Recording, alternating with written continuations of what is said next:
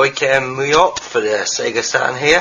First game of Retro Core Volume 5. Welcome everybody. Let's start the first game. Okay, first thing you'll notice is the beat 'em up, and it's completely packed full of kanji, so those who can't read Japanese are going to be in shit street. Unless you spend half an hour trying to figure out everything. So let's start up the game. First we've got normal game, survival, fight against the programmers of the game, and back to the title. But we'll go and play the normal game.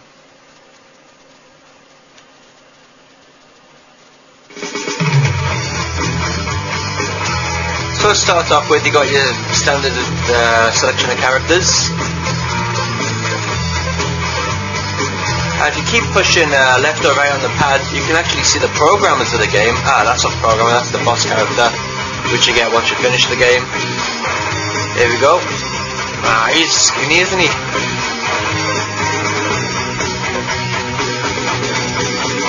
So you can actually play as any of those misfits, but we're going to play as this guy here.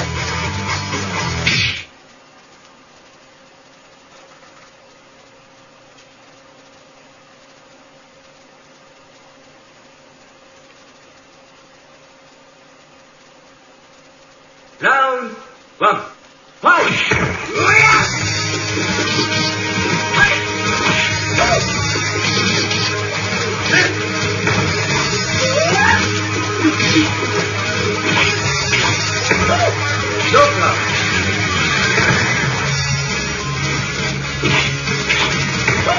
As you can see, the visuals for the Sega Saturn beat 'em up are actually very nice.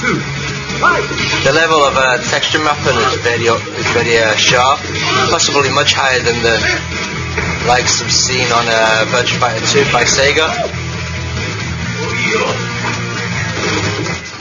The game itself actually plays pretty much like the Sega beat 'em up.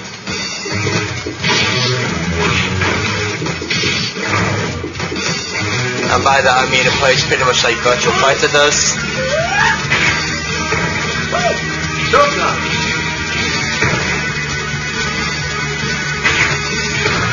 But the best things is you can slow down the replays like that by just holding down A, B and C.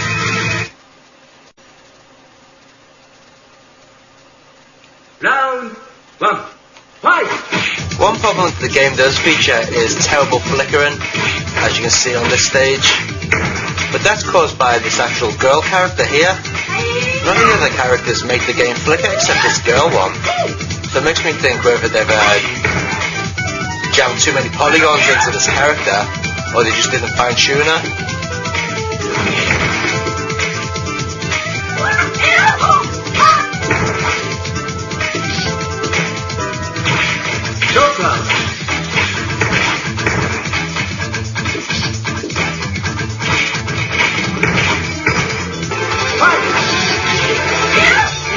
One thing which I do like about this game is that it doesn't take itself too serious, like a lot of the other 3D beat-em-ups out there. For example, this shopkeeper, come businessman type guy, attacks you with his ass. He can run underneath you, stick his fingers up your own ass. And one of his throws is he actually runs around you, spins you so you get all dizzy. It's just quite funny. Doesn't look like he's going to do it now though.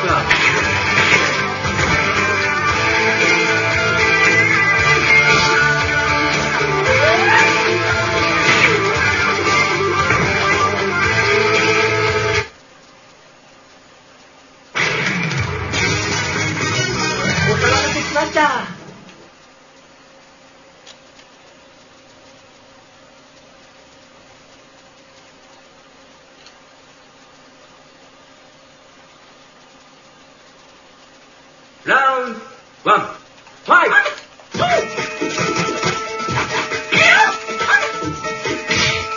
Also, if you tap backwards twice to escape, your character can sometimes fall flat on his ass like this, see? Which is quite nice. Wow, kicking the knackers there.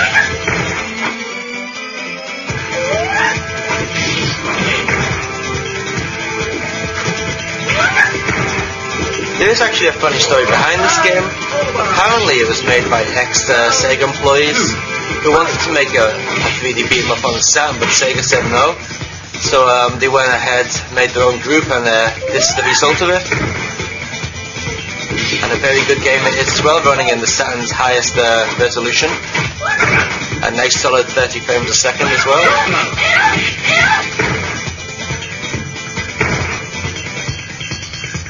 One downer is the backgrounds where they zoom in and out do leave quite a lot of lines displaying over the screen, which I don't know whether you can see too well on this video.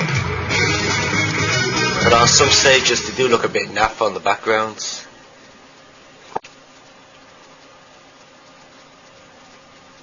Round 1. Fight!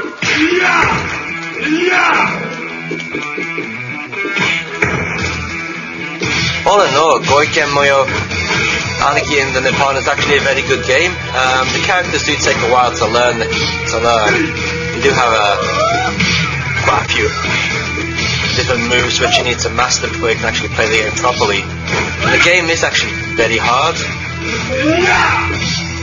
Probably one of the harder 3D beat-em-ups on the Saturn.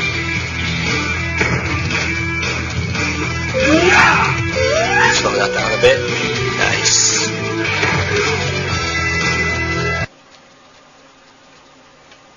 Round 1. Fight!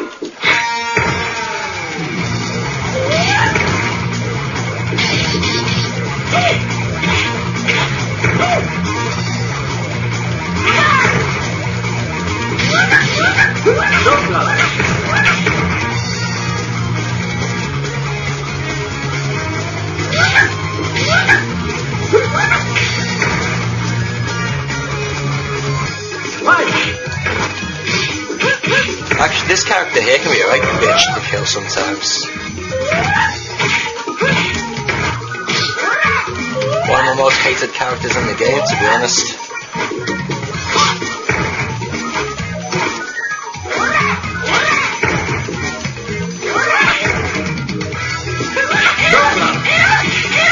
Sorting head out. Slow motion time. As you can see, the animation is quite nice.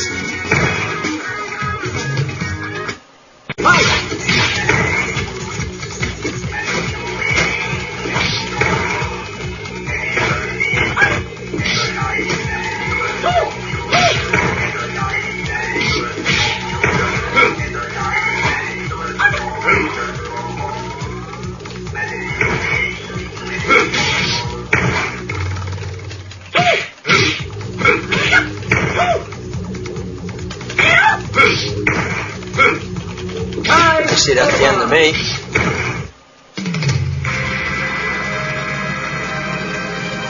So we just saw the normal game. That's basically how the game goes. We got all sorts of extra features as well, which I'll show you now. The mode we just went to, where we got the normal battle, survival, and fight against programmers mode. This is the versus mode. We can actually play a two-player game. This mode here is, I think this is a watch mode, and here you just, the computer automatically picks the people you want to see fighting, or here you can choose them. This is, actually no, this is the watch mode thing. What the hell was that other one? This mode here is quite a nice one. It's the training mode.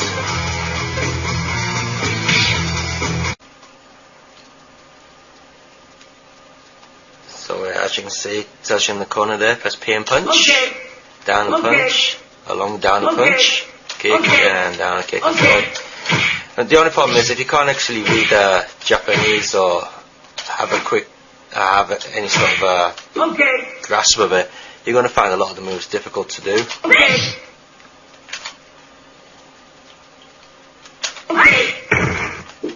Just got the glasses there.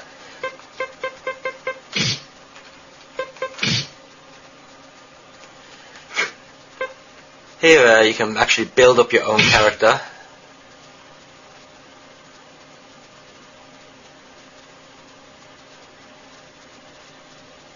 So in this section in the game, I haven't got enough RAM left in the Saturn memory. You actually build your own character, customize it, and so on, and then test it out, which is a very nice feature, which I'm surprised a lot of other beat-em-ups didn't bother doing.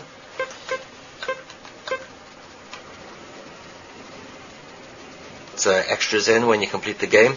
So here we go to the options. Here's the NG bar settings. As you can see, I've just been cheating my ass off with my NG on the highest level. They're back down to normal. Your round times and so on. Just sound and whatever. Here we've got some extra options, which includes, this one's quite nice, the actual pattern that surrounds the border of the screen, you know, when where your NG bar is. Before you could see it was flames. Normally there's nothing there, but we can change it to all sorts. That's flowers, all sorts of stuff here. We've got whales, I'll show you that in a minute. Another nice feature is the big head mode, which we can switch on here. Sound test there. So I'll give you a quick look of it now. Wow, look at that big head. As you can see, we've got the whale sound and the energy bars up at the top. Actually, this stage should feature a fence around the playing area, which you saw before when we were fighting the old man with the glasses on. But whenever you pick the woman, that fence disappears.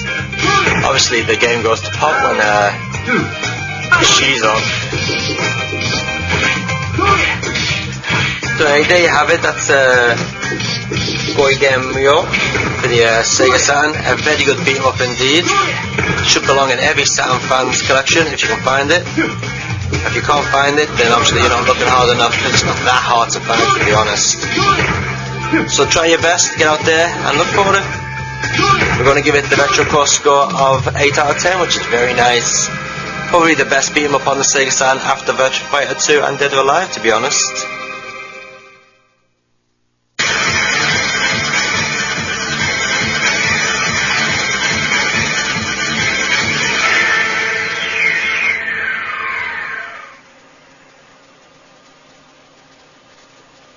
Then the blades for the Sharp X68000.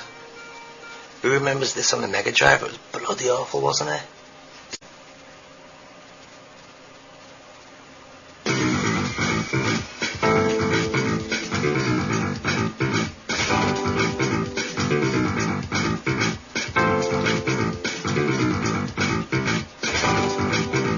As you can see straight away, it's a million times better than the Mega Drive version. It's got all the scaling in from the arcade.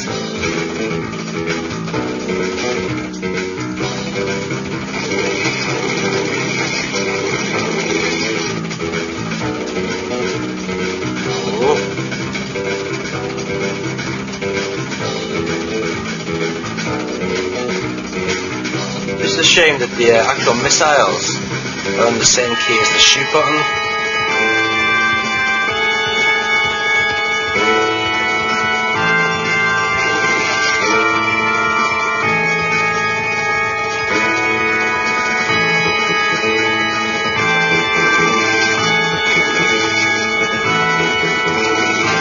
One thing that I will say about Thunderblade these days is that it's extremely dated. It's pretty slow. Another game like this is Taito's Night Striker, which is actually pretty much the same as this, but much faster, to be honest.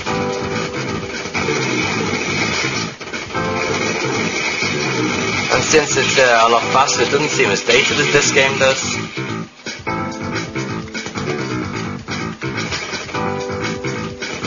So while the shop version is quite a faithful reproduction of the arcade version, it is a bit on the dated side. But saying that, it probably is the best home version available.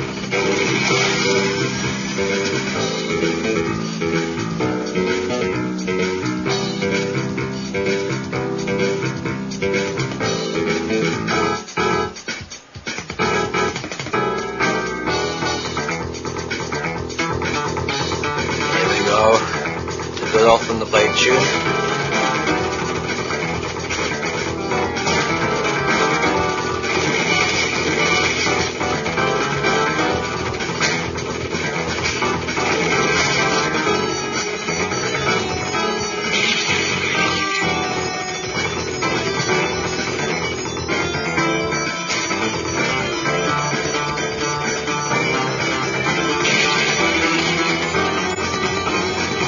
One thing that I will say about Thunderblade is the collision detection is actually quite dodgy at times. especially in the more 3D sections, which can be a bit frustrating. You can find yourself getting killed for no apparent reason. It might be interesting to some of you that to know that this version of Thunderblade wasn't actually made by Sega either. It's actually made by Sharp themselves. And to be fair to them, they've done quite a good job of recreating the arcade machine. Just that the game ain't that much fun to play anymore. So, I suppose if it was back in the day when Thunderblade was a new game, I'll be giving it quite a good score now. But considering that getting on a bit and hasn't aged very well, visually and playability, I'm afraid it's going to get a bit of a naff score. So Thunderblade for the Sharp gets a unfortunate 5 out of 10. Sorry, Thunderblade.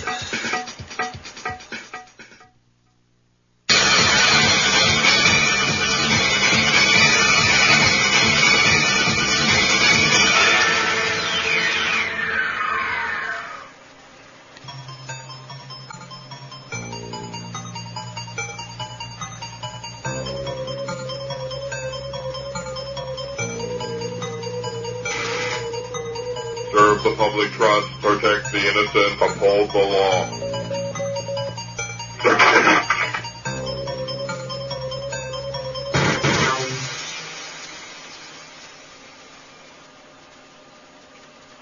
Robocop.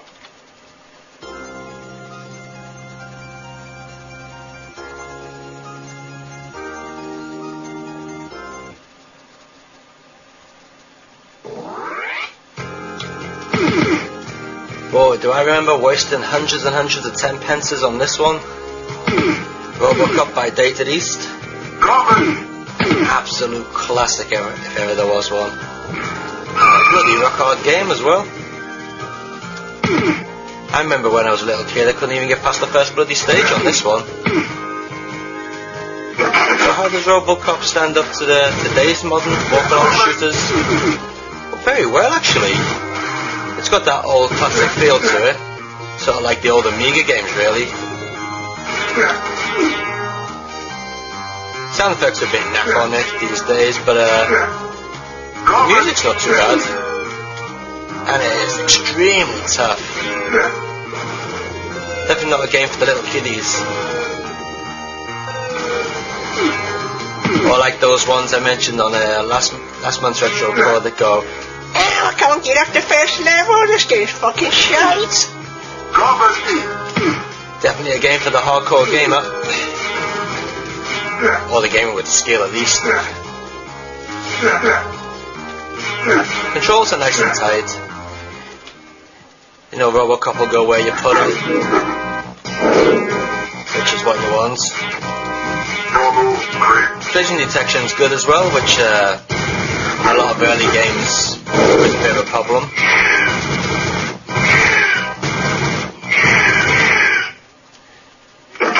Thank you for your cooperation. I've got loads of little neat touches from the movie, such as the speech samples and the sound effects, which really add to the atmosphere of the game as well. The game doesn't actually follow the movie's story, though. Just they at least made up their own one by the looks of it.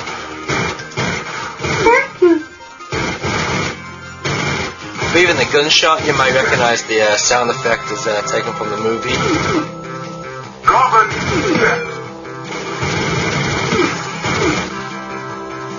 I don't remember any Jason chainsaw wielding bad guys in the movie though.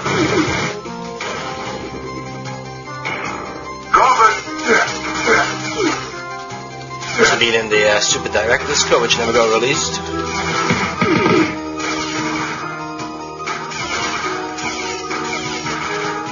Oh, fuck off. That is hard. Getting this.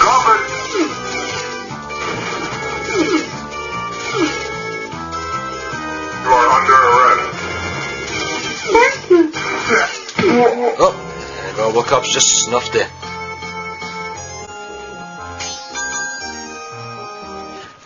Another weird thing is, you can actually put Only 3 letters in for your name. Yet there's names in there such as Murphy and Lewis and so on, which are a lot more than 3 letters. Bit dodgy there.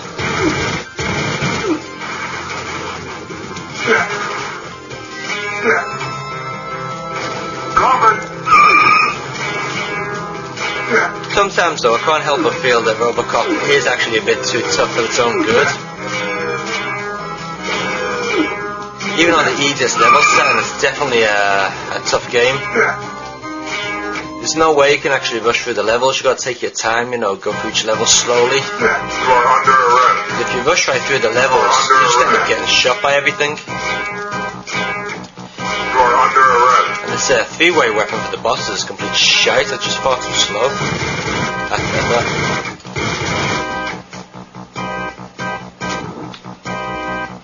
Good job for the goons. There's Jason again. Hey Jason, nice to see you got another movie role. Said your own movies are shite. Thank you for your cooperation. You're welcome.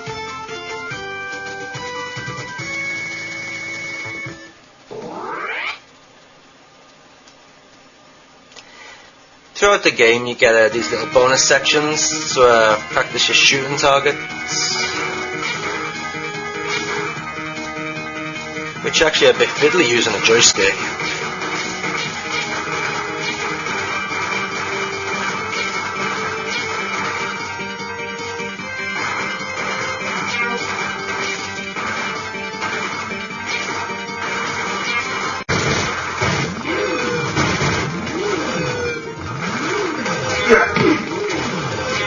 Bombarded by bullets here. You've got to actually watch out for this thing here, because I think if you get hit once it's instant death. Can't quite remember now. Get through it anyway.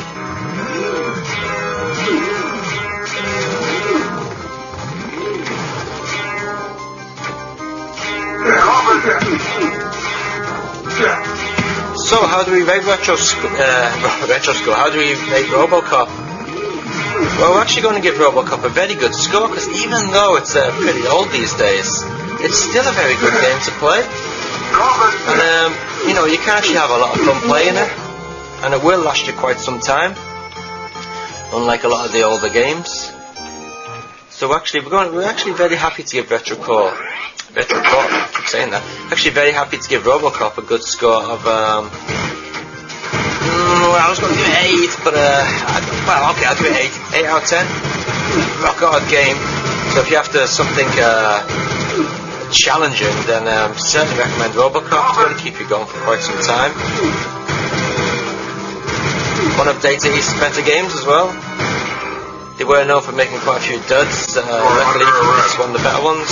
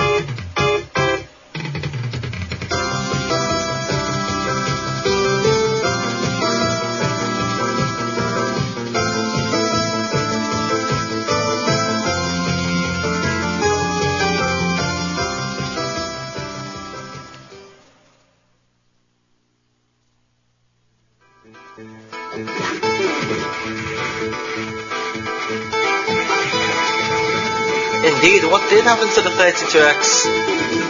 Well, from my point of view, the Japanese tried to support it, and the Western makers just made the usual crap of porting Mega Drive games or substandard shite to the machine. As you can see, here we go, we've got 32X Virtual Fighter. Looks pretty much, well, got a line there, but it looks pretty good. Not arcade perfect, not as good as the Saturn version, but as you can see, not that bad actually. It's got all the characters from the arcade version. And actually the character select screen looks pretty much like the Saturn. Okay, the game uses a lot less polygons than the Saturn version. It uses a shitload less polygons than the arcade version. But it's Virtual Fighter, and it plays well. It plays like Virtua Fighter should. In fact, it plays better than any of the Jaguar 3D fighting games, which is something, mind you.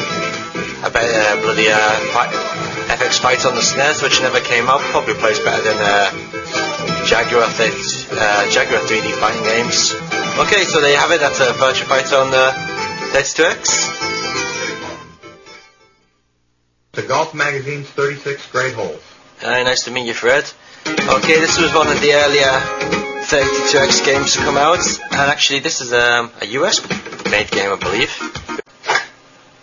As you can see, got digitized characters there.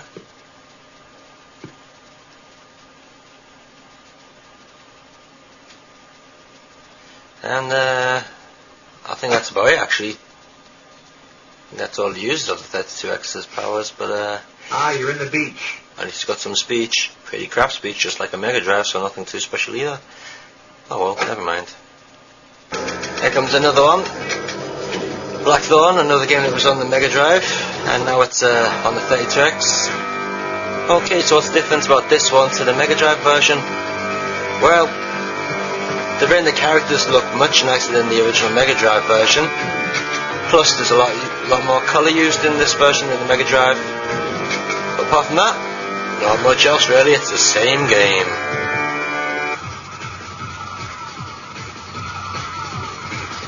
Whoa, game tech. Quality if ever I saw it. Okay, so we got Brutal Unleashed.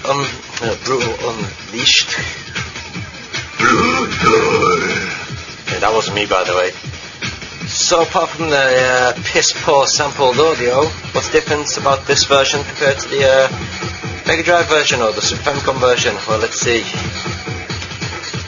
So far we've got the sampled audio, and we've got the scaling, which the Mega Drive couldn't really do without some pretty nifty programming. And maybe it's got more animation than the original version, but how does it play? Let's have a look.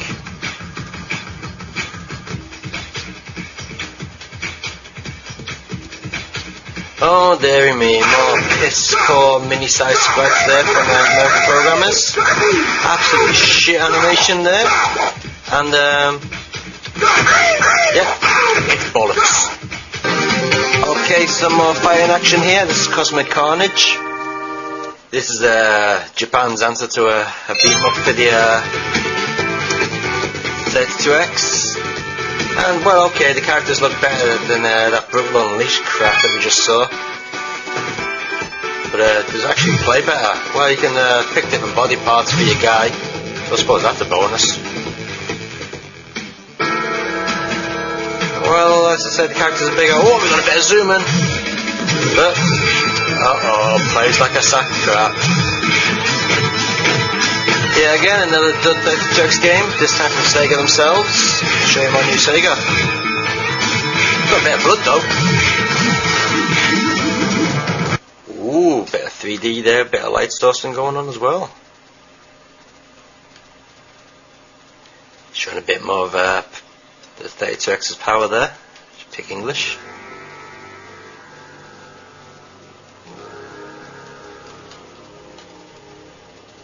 Okay, well so far it's looking pretty nice. The texture's a bit low though. And it's a bit jerky. I think one of Sega's own games look better than this. Anyway, let's give it a chance, see what it looks like.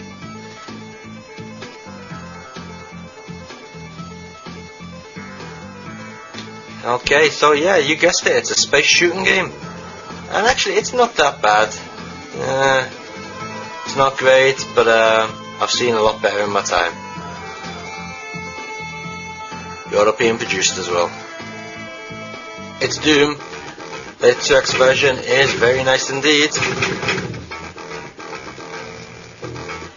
Okay, it plays in a bit of a box, but it's incredibly smooth. As you can see, off we go. One game that shows a bit of 32X power. It's not too blocky.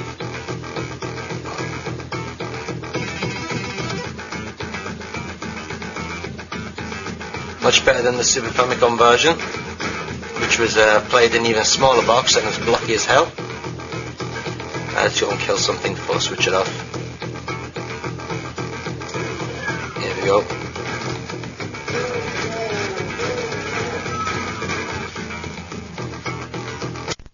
nice Sega logo there. This is actually one of the better 32X games out there. And probably the closest you're going to get to Sonic on the 32X. This is Chaotix, starring Sonic's sort of sidekick, I suppose, or offbeat sidekick, Knuckles.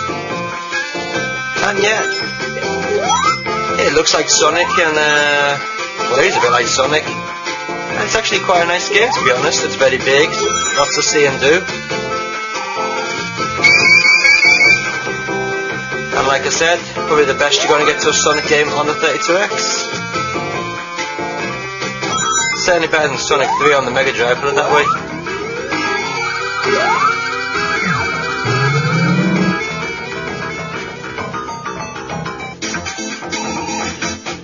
As you can see, you actually link together,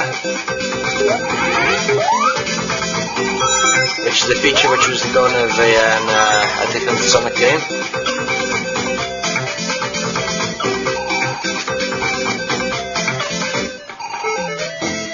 They actually all work together to get through the levels. Knuckles stands on here, so we put him here. And Knuckles stands here. If you can get over there, go on Knuckles, you're lazy fuck. Let go. There you go. So there is actually a nice twist to the playability in this game. And it is quite a nice game. More crap from the West. Remember, this game was absolutely botch-golted. Hype beyond belief in a game fan and EGM, what you expect, 2 shag mags there. Basically, it's a substandard side-scrolling, I don't know, you couldn't even call it a shooter really, type game with not so bad graphics, I guess, but I've seen better. Not really making good use of the 32X's hardware. Okay, it uses more colour than the Mega Drive, but that's about it really. I've seen better on the Super Famicom. Here we got Metalhead, Saturn's answer to sorry, not the Saturn, the 32X's answer to Jaguar's robot game. Yet strife and civil war are still on the rise. Okay, well, it's in 3D, something the Mega Drive can't really do. And it's for the digitized speech. To maintain public order, a powered bipedal armed robot, or Metalhead, was created. Was Metalhead really that good? Well, it's not bad actually. It's a pretty decent game. One of the better 32X shooters. You gotta love that guy's head. Remember to keep them all out. The problem is things just pop up out in the middle of nowhere, so we've got a big map background there. Watch this. The building will just suddenly pop up out of nowhere. What's even going to pop up at all now? There you go, look at that. But actually, to be honest, it's not too bad. I've seen much worse. Oh, holy shit, yippee, Mortal Kombat 2. Okay, well, it's got better audio than the Mega Drive version, put it that way. Pretty much same as the arcade. And there's a lot more use of colour there. But wait till you see the actual playing area. Oh, bloody hell. Backgrounds still look complete and utter crap. Super Famicom version looks a lot better for the backgrounds. The characters do look better than the Mega Drive version though. Still a little bit too small. A lot better could have been done with the use of the 32X. But I suppose it's slightly better than the Mega Drive one. Plus Champion. A game which couldn't possibly be done on the Mega Drive.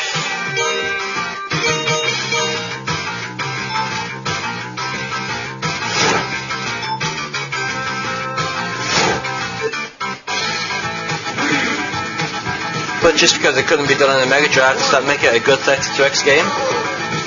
Well, actually no. It's okay, but the actual view of the track's a bit too short, you can't actually see where they're going. And the opponents are just bloody annoying bastards to get in the way. Overall, another good 32X game from the West. Oh, look, it's Pitfall. Is it better than the Mega Drive version? Yeah. Is it better than the Super Famicom version? Not really, it's the same bloody game. So, okay, again, more use of colour than the Mega Drive version, but overall, nothing exactly which the 32X is pushed to do. Pretty much the same average stuff as always. Alright, more Western rehashed crap for the 32X. Primal Rage, another Mega Drive conversion, or Mega Drive update I should say. Right, shit use of colour again. Right, little tiny sprites, and yeah, no needs the game pretty crap, but again it doesn't make use of the 32X's abilities. RBI Baseball, surely this got to make some use of the 32X's power. Well, it's got some digitized speech. Well, the characters are big.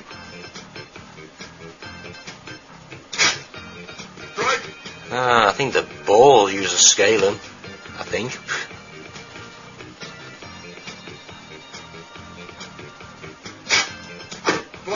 Oh, and look at that, they had the chance to make a 3D background there, and they just went for the standard 2D one. Yeah, again, not on the Mega Drive, couldn't do. And I'm not too sure whether this one is Japanese developed or European developed, but it's actually one of the best looking games on the 32X. This is Shadow Squadron.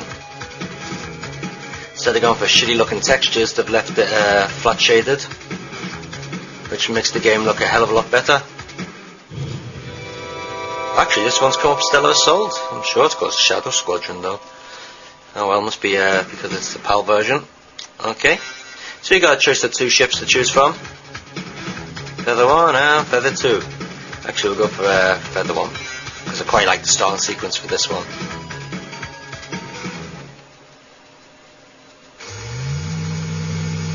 Actually, if you choose Feather 2, the game actually plays more like I don't know, like a pre-rendered game where you just control a cursor and point the cursor at things. You don't actually fly the ship. But if you choose the first ship, Feather 1, you actually get to control the ship and fly whatever you want.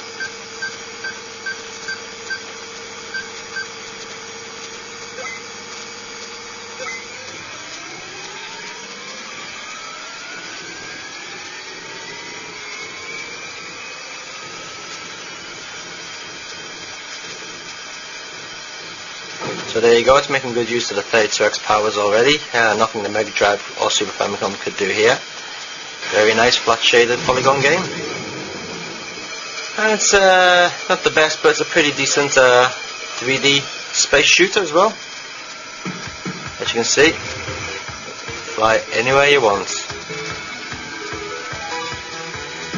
Completely free range.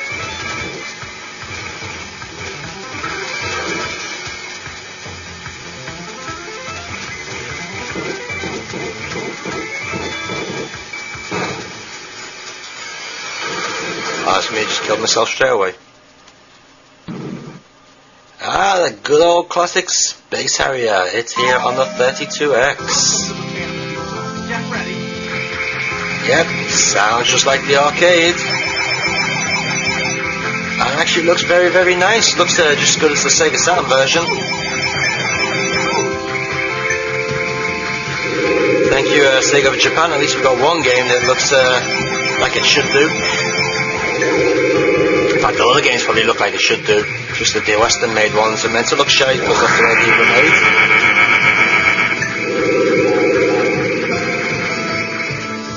Hi, another Western made game. This is a Spider-Man, Web of Fire. So is this anything that the Mega Drive couldn't do? Well, let's see. Quite a lot of digitized pickies there. Oh! No, actually I think the Mega Drive could do everything that this game's doing straight away. Even the colour's not much better than the standard Mega Drive colour palette by the looks of it. Oh well, yeah, another Western made game that doesn't make use of the power to the 32X. How many times have I said that now? Okay, well, they're showing off with a polygon ball with 32X on it, but does that mean the game's going to do something that the 32X is capable of producing? Well, let's have a look. We've got a polygon spaceship.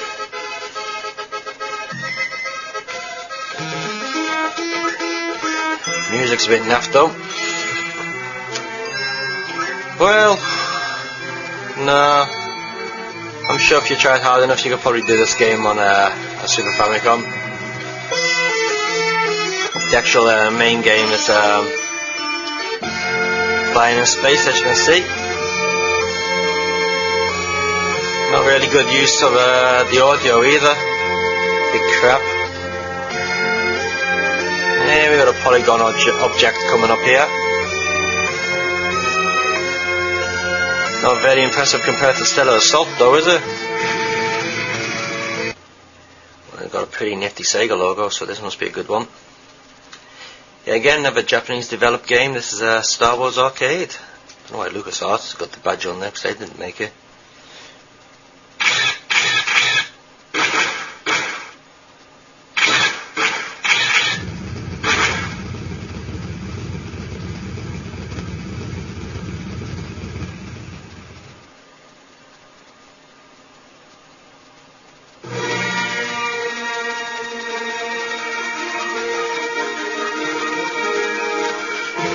Yep, pretty faithful reproduction of the arcade version, the 32X Special or Arcade. We'll go for the 32X version.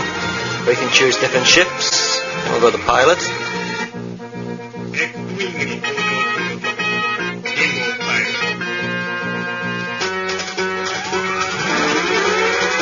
Actually, this is one of the more enjoyable 3D shooting Star Wars games out there, to be honest.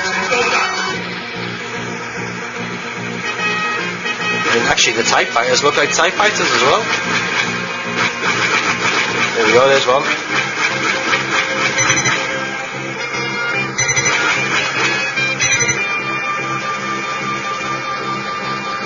Where are the buggers? There they are.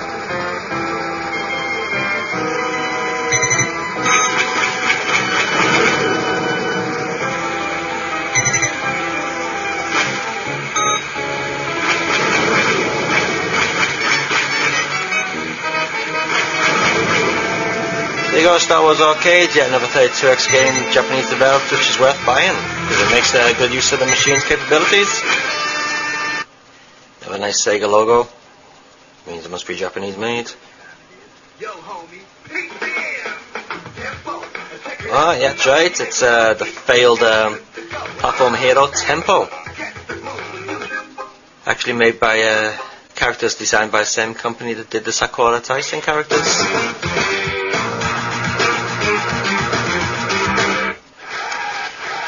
Actually, Tempo did appear on the Sega Saturn as well in Super Tempo, which was released around about 3 years after the 32X version. It's pretty much the same game really, with more colour. Tempo, in all fairness, doesn't really make much use of 32X capabilities. It's a nice and a platformer, and it is an original title, not a Mega Drive conversion. I think if you got Chaotix, you don't really need this one. T-Mech, some nice use of colour there, which Mega Drive couldn't do.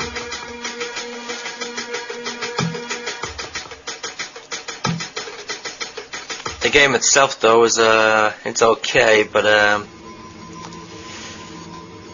would have expected a little bit more for the 32X. You know, they just use sprites instead of polygons, but overall, it's not too bad, I guess, for the 32X title. Nice enough. Seen much worse. It's a sack of shit. You know EA Sports are a sack of shit. And they just go and prove themselves to be an even bigger sack of shit by releasing a 32X game, which you could probably do on the Mega Drive with only a week's worth of programming. Absolute bollocks. Wait to see the state of this. Oh, holy shit. 32X power used to its extreme, I must say. Crap.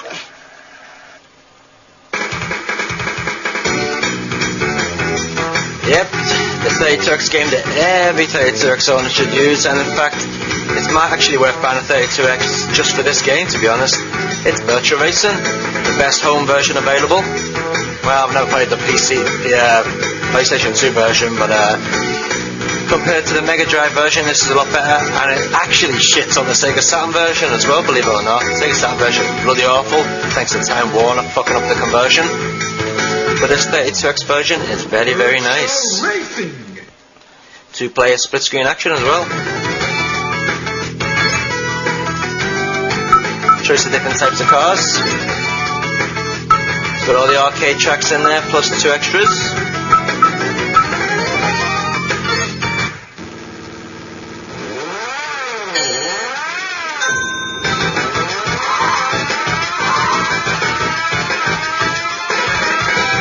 All the views from the arcade.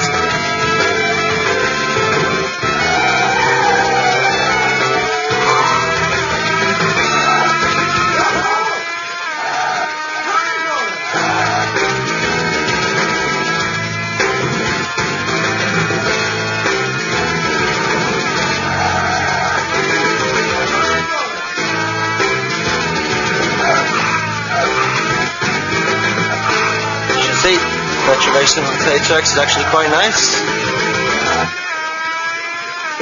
Again, better than the good old Jaguar checkered flag or whatever it's bloody called. It's crap, I know that much. World Series Baseball made by Sega. Does it make use of the 32X's capabilities? No, it doesn't. Just like the other baseball game we saw before. Nice big digitized characters, I give them that much. But again, 2D backgrounds, nothing exciting there. Got a bit of scaling though. Ooh, a bit of excitement there. The WF WrestleMania. Hey.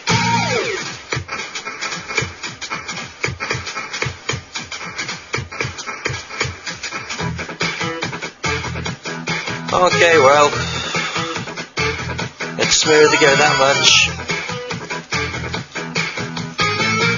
It's shite though, if you ask me.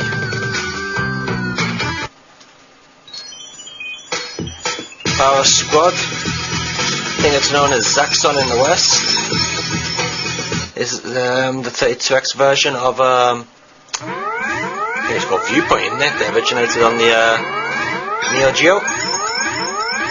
This time using insects instead. Actually not a bad shoot 'em up. 3D polygon models look a bit chunky, but apart from that, not too bad.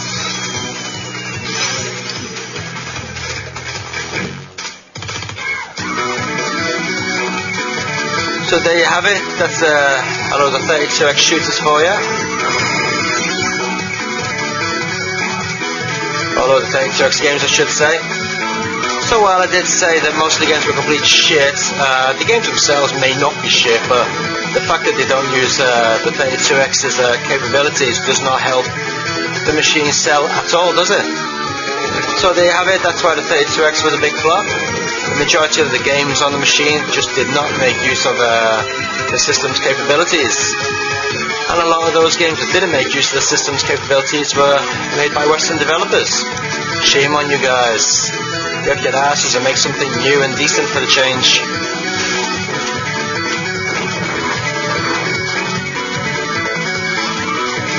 It's just a shame that 32X didn't have some better support by Western developers. If it did, maybe it could have lasted a bit longer and we could have seen some more exciting games, but as it was, only the Japanese really pulled the finger out of their asses to make something useful for it. Even their games weren't that exciting, but at least they were a lot better than the Western made shit.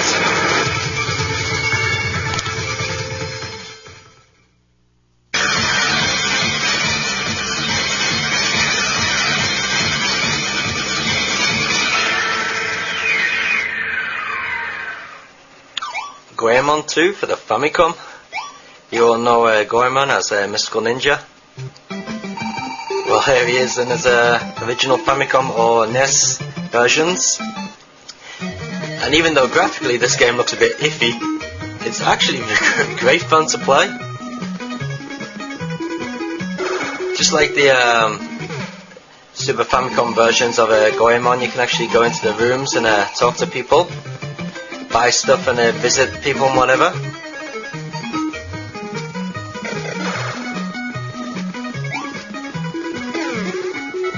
more people you kill, the more money you get as well, so you gotta kill as many people as possible to get money.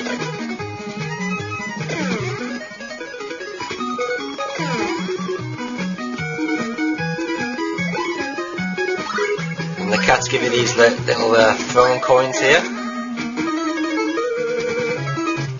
Here we go, we can go and buy some stuff from the lady. We've got some onigidis there, some rice balls. I think we'll pass up on them. Umbrella and a clock, don't think we need them.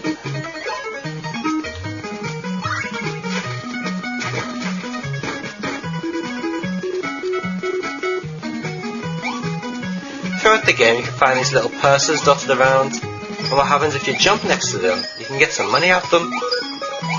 There's a cool little cheat which gives you instant money.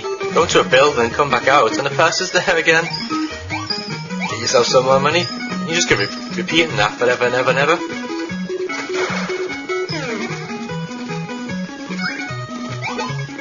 Little face here gives you some speedy shoes. Speed up the game a bit, which is quite nice, definitely needed.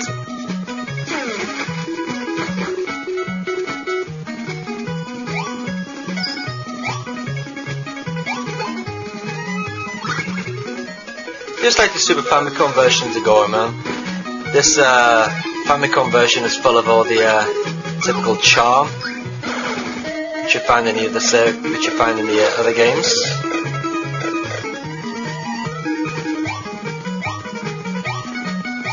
If there was one thing I'd have to complain about, that'd be the collision detection.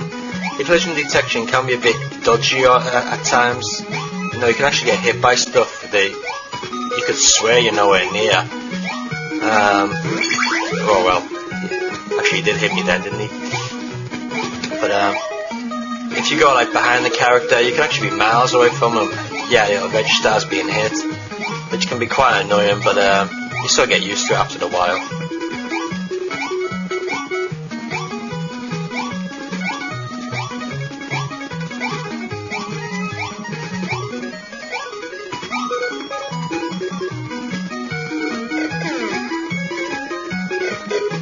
So here we go, we've got the boss for the first section of the game.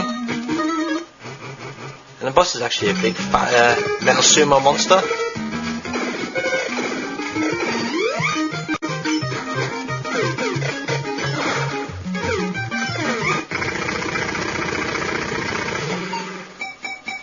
That's right, beg forgiveness, matey. That feels good.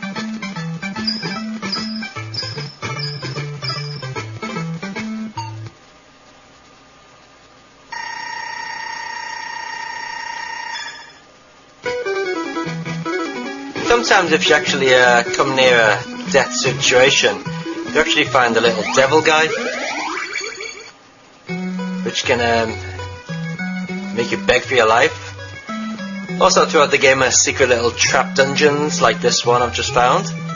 And to actually get off this stage you have to collect 3 of these little nameplates here. Also find some other goodies down there.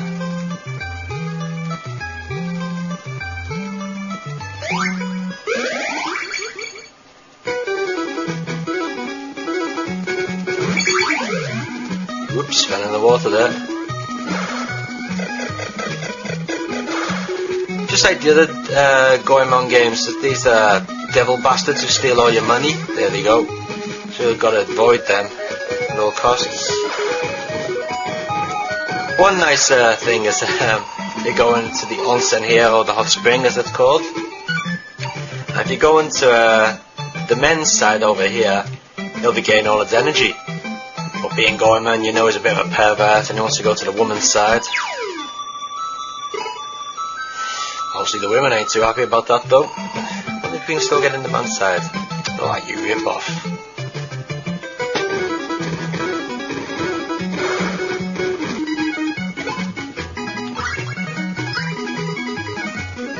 Be quite careful on some stages as well that you don't kill the women. So if you kill them, actually you lose all your money. Which can be a bit of a bummer, because then you can't buy nothing.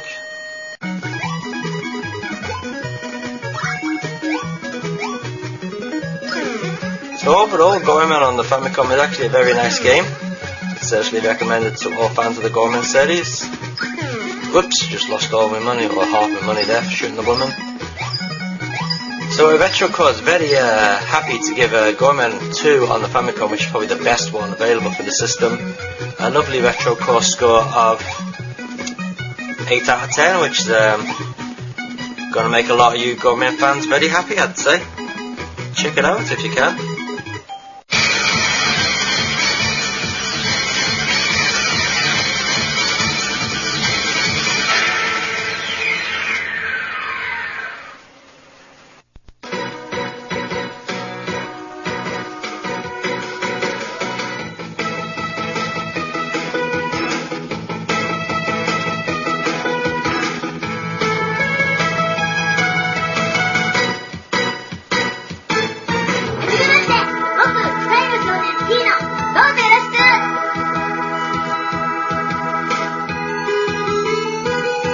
On the Project J for the Super Famicom, a very nice game indeed. The idea of the game is to raise your little robot child thing up, teach him the good rights and wrongs from in life, and the better you do that, the better the boy will become.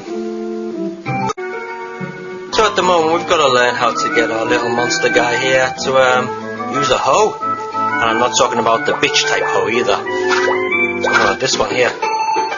Just plonk it down here and call him over. Where you going, you little shit? I think he's just fucked off, hasn't he? Get back in there. Thing is though, you got to actually discipline the guy as well, because if you don't,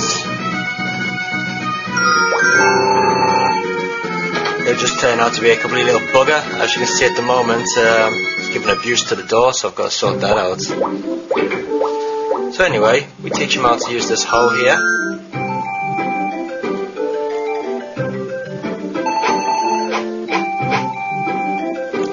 I suppose that's right. So if he gets something right, you have to give him praise.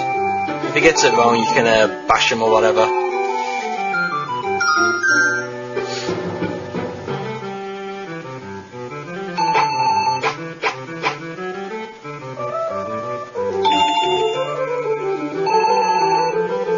So it seems that he knows how to use the hoe now. Let's just make sure he still knows how to use the rubber ball.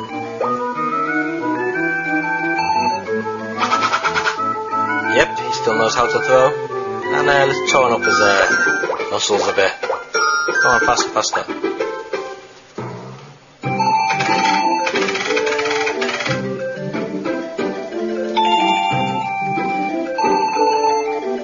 Other things you got to do is actually teach him how to understand the language of the people in the game. Because if you don't, you can't understand what anyone's talking about. By that you teach him stuff from a picture book or a grammar book. And every now and then it is a good idea to give your little guy some pudding, you know, just to keep him happy. Ah, you little shit.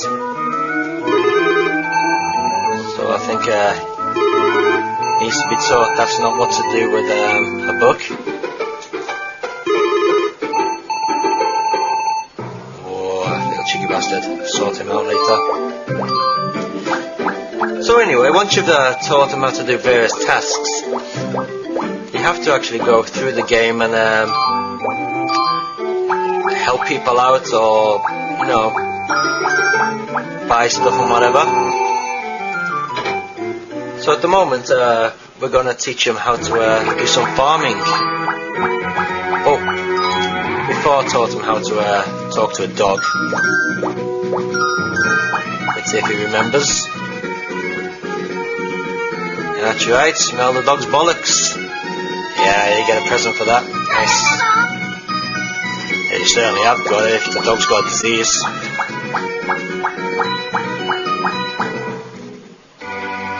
So one of your first tasks is actually to learn to throw a ball and throw at some annoying little robot. But your second task, which I'm going to show you now, is to help the old man on the farm. So first, your character, he doesn't know how to use a hoe, so what do you expect? He's only a boy, he's not going to know what a hoe is he? So you got to teach him how to do that. By the way, his name's Slug. And which we've just done. As you can see, he's now accustomed to smelling dogs' bollocks. He's found the hoe. Oh, you little fuck. Obviously, he still hasn't learned how to use it yet.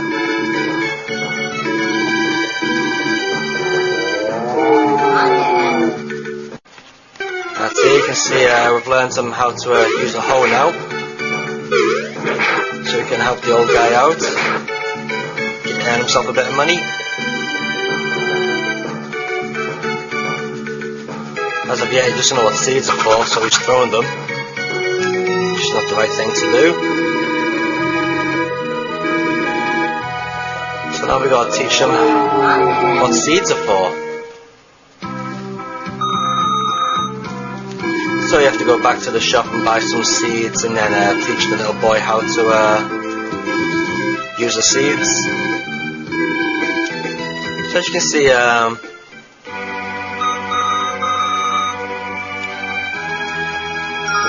when the Project J is quite a slow, whoops, wrong place.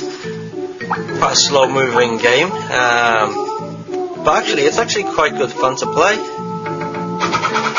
and it's good seeing the type of reactions you get from your little boy when he fucks things up and so on. So overall, we're going to have to give Project J a very good score of 9 out of 10. I think the only thing that's flawed in the game is the fact that it takes quite a while to learn things and so on. But apart from that, it's not really that easy to fault it.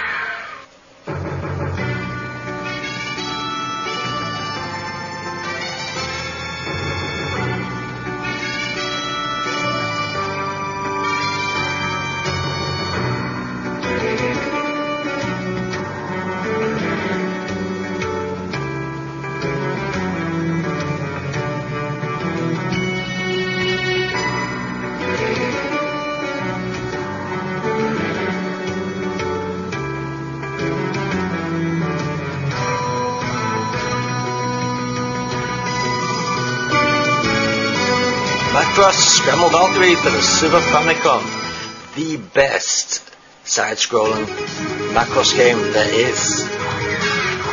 Let nobody fool you into thinking there's any other better one. This is the ultimate Macross shooting game. Comes to us by Zamo's programmed by Wintersoft, and it's definitely one of the games that show off the Super Famicom's graphic capabilities. Just look at that parallax scrolling there.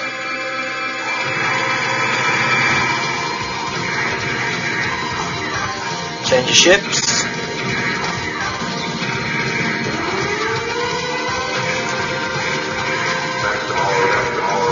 Each ship can be powered up to a maximum of 3.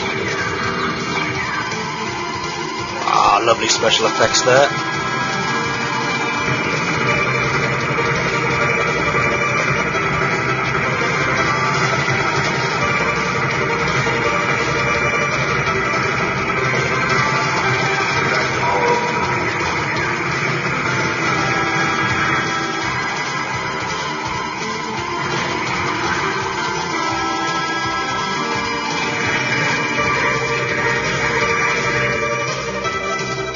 Now if you zoom yourself up like that, you can actually steal other ships, and they act as one of your weapons then. Like there.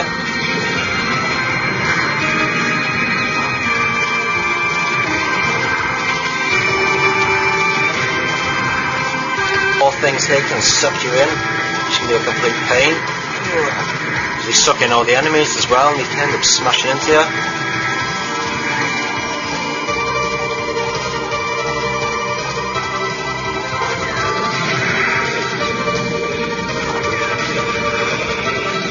The actual mech version of your ship is actually the most powerful, but it's just so slow.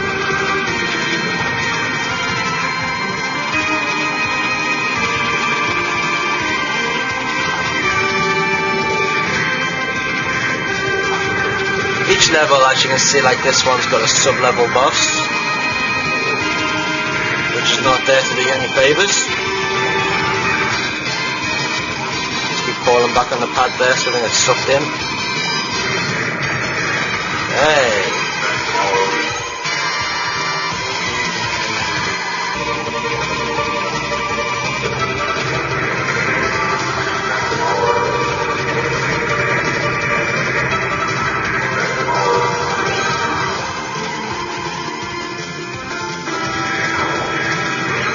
That was a bit weird. He was meant to slip onto my ship there, but he didn't.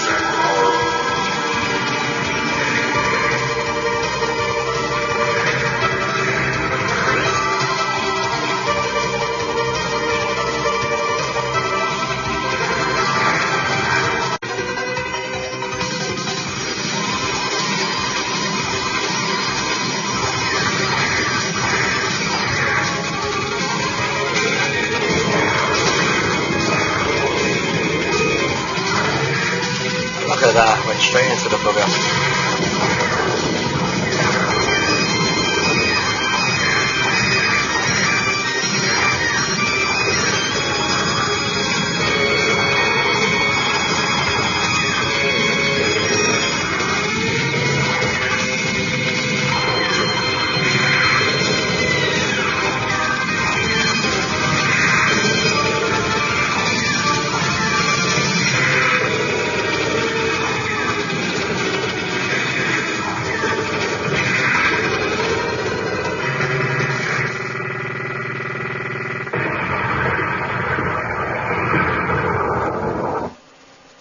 Some great use of effects there. And every time you finish a level you get this little eye catcher, just like the animation series. Plus some great Japlish. Or English, I believe that's what they call it. Or Japlish was what we call it here in Japan. One special mention must go to the audio used in Macross. It is absolutely amazing. Great use of the Super Famicom SPC sound chip. Some haunting echo melodies.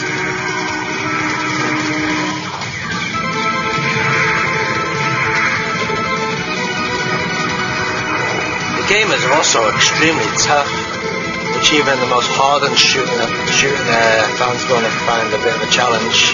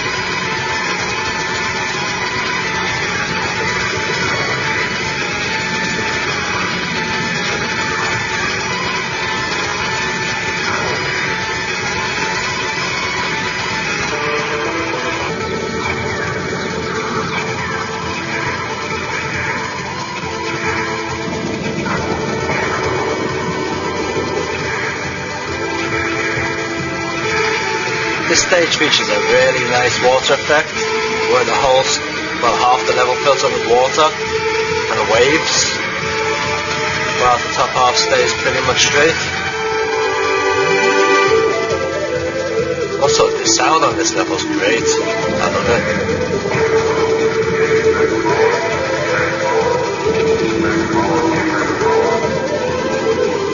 As far as sideways scrolling shooters go on the Super Famicom, I actually rank this as the best one.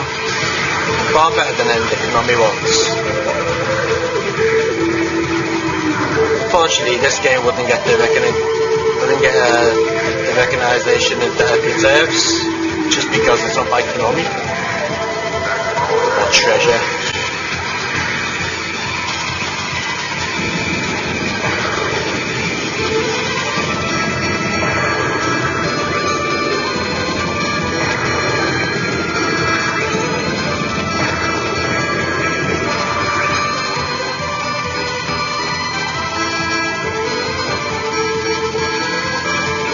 So Retrocore is very happy to give Scramble Valkarie on the Super Famicom a very good score of 8 out of 10. I would have given more, but it's just too fucking hard. I mean, being a hard game ain't such a bad thing, but the fact that when you lose all your weapons and getting back to the position where you originally were becomes a major uphill struggle, that is a bit of a fault. Because the game's meant to be enjoyable, not unbelievably frustrating. But apart from that tiny little thing, Macross on the Super Famicom is amazing.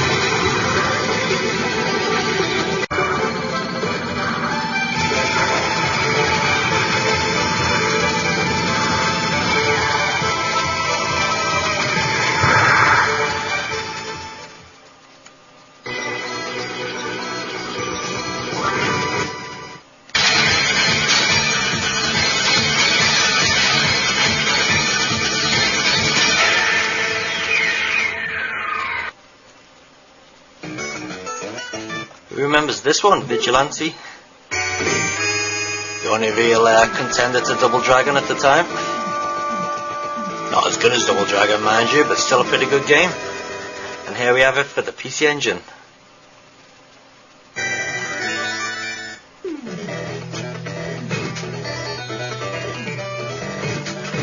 I was actually playing this one on the Master System yesterday, and while the Master System is pretty good, it's not as patched on this PC Engine version. Oh, the good old days where you used to get nothing but 500 guys coming in a line at you. Have some nunchuck action, go on, take that. Bloody hard, say you that much. As you see, I just died. One thing I will say about the PC Engine version is that the level of detail isn't as high as the Master System version, which is quite unusual. It still looks good though. And it does look better than the Master System version overall. So, characters are much more beefier than what they are on the Master System. Actually quite weedy on that.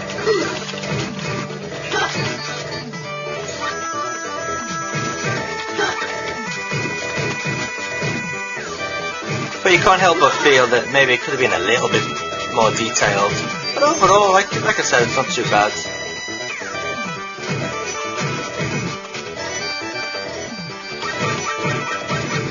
Nothing like a bit of cheating.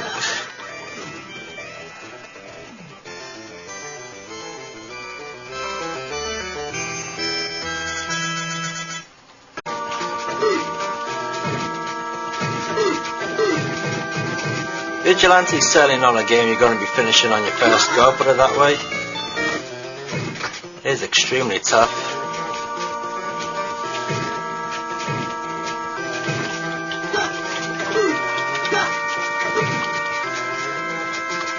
Unfortunately, these days it's I don't know really. It's not as good as it used to be. I know that much. Well, basically, you can only move left and right, and a punch and kick. That's all it really. There's no side scroll and up and downs. So it does get a bit repetitive after a while. Oh man, he's got a chain. He means business, that guy does. So, unfortunately, we can't really recommend Vigilante except to the hardcore gamer. These days, it's gamers will have to be a little bit more. Including myself, I'd I like a bit more than just walk left and right and smack people with my nunchucks or kick them in the face, whatever.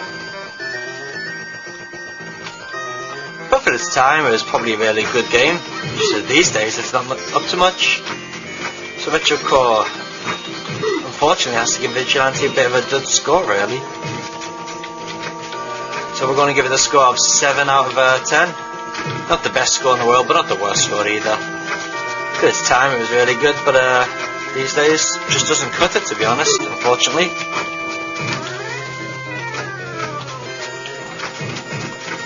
But still, if you've got a PC Engine, it's worth picking up if you can get it cheap enough. Keep you entertained for a while. Come on, fat bastard. Look at that, double kick to the face. Disgusting.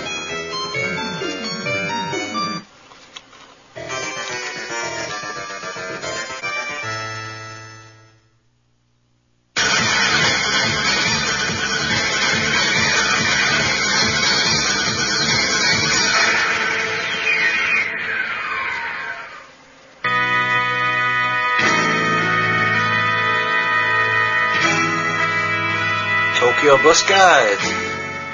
Absolute cracker of a game.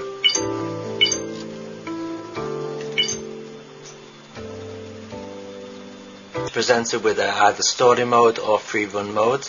We'll go with story mode, and you can get a VMU game as well. As you can see, I've completed most of them with gold medals. Originally when you start, you only have the green ones lit up, the orange and the grey looking ones. You get them after you've completed the green ones. The green ones are actually for daytime. Orange ones are in the afternoon, around about 5 o'clock-ish, and the grey ones are nighttime, as if you haven't guessed. So let's take a quick look at how the game runs. The difference between free play mode and the story mode is that sometimes when people get on your bus, they'll actually have a little chat.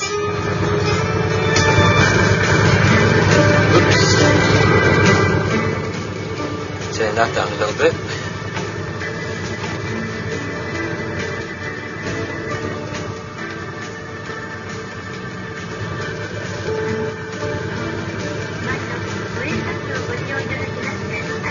So being the bus driver, you actually have to drive the bus identical to how you would in real life.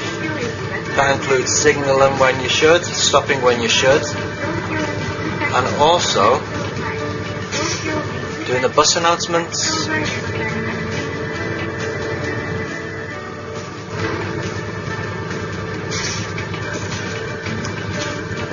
You lose points for driving too fast or reckless driving, or not signalling when you should do, and so on.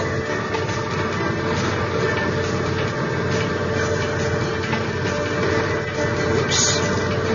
Obviously I lost 10 points there for some pretty iffy driving.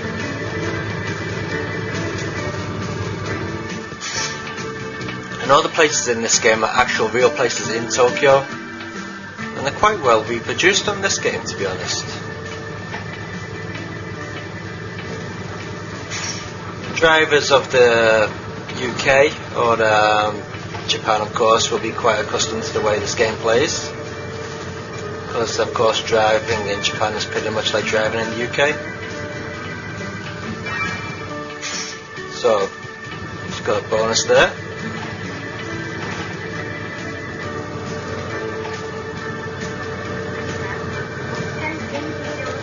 Gotta watch you don't go over the actual speed limit as well. Whoop.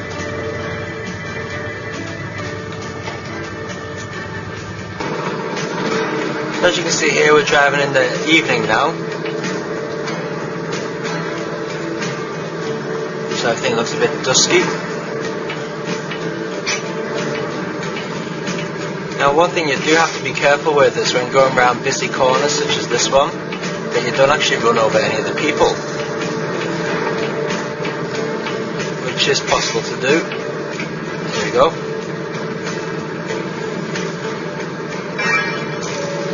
Ah shit, I'm in the wrong lane. No problem. Yeah.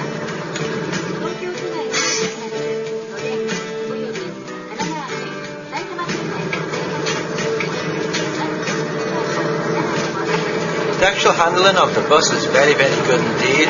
Handles just as you'd expect a bus to handle, and that you can actually feel the weight of the bus as you turn in the corners. Very, very good.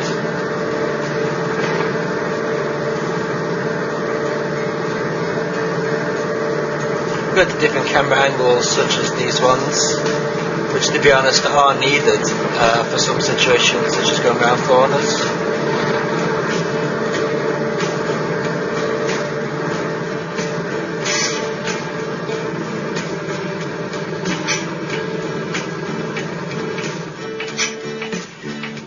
Of course, sometimes the other cars on the road, the AI cars, can actually stop and have a traffic jam, which can be a right pain in the ass. It just happened to me a few times. Stuck behind a load of people. Don't run over that guy there. Okay.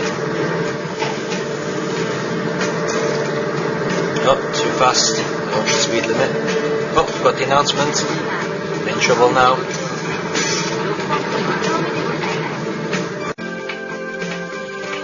Sometimes when playing Tokyo Bus Guide, you feel as if you're just having one of those days. You know, you'll have crazy drivers on the side of the road next to you. You'll have pedestrians who just decide to stop in the middle of the road, knocking you completely off schedule. And then again, you have complete suicide drivers who go through red lights and smack into the side of your bus, just like you get in real life, really. So you've always got to be on the watch out when you're driving your bus, just like in real life. Not to forget, unlike the demo there, you just crashed into the side of the wall. Also, don't forget to do all the announcements and everything. What the hell's happening to this demo here? He's gone bloody crazy, isn't he? Anyway, like I was saying before the demo went crazy, you gotta do your announcements and everything and make sure that people know where they're getting off the bus. You know, you gotta stop at the bus, stop it in the right position. You know, you can't slam on the brakes, you can't accelerate off too fast, otherwise you'll upset the customers. Also, you can't drive off with the door open as well, otherwise they'll all fall out. Also, if you run over anyone or you smack into another car, then it's an instant game over because you have a point bar, and those points, as you saw before, go down for the slightest mistakes. So, Tokyo Bus Guide is a hard game. Like this soft bastard here just drove straight into the car. I've never seen a demo do that before. And now he's gone completely off route on the wrong side of the road. Oh well. So how would I rate Tokyo Bus Guide? Well, there isn't actually another game like it. In fact, this is the only one I know of, which is a bus driving simulation. And this one does a very good job at simulating driving a bus. As far as I can gather anyway. Bus routes are pretty accurate to the real thing as well. But the whole game is pretty good, except for the demo cocking up at the moment. So I'm going to give Tokyo Bus Guide a lovely score of 9 out of 10. I find this game fascinating, it's really good. More interesting than Denshide Go. You can spend a lot of time actually driving wherever you want on Tokyo Bus Guide, like, within reason. Whereas Denshide Go, you're stuck to the tracks. So I think if you got a Dreamcast and you're after something a bit different, then Tokyo Bus Guide is definitely one for you. But be warned that Tokyo Bus Guide can be a little bit tough if you can't understand Japanese, mainly due to the fact that you must know what the rules are of driving the car or the bus or whatever in Japan. But I'd say if you stick with it, I'm sure you'll figure them out sooner or later.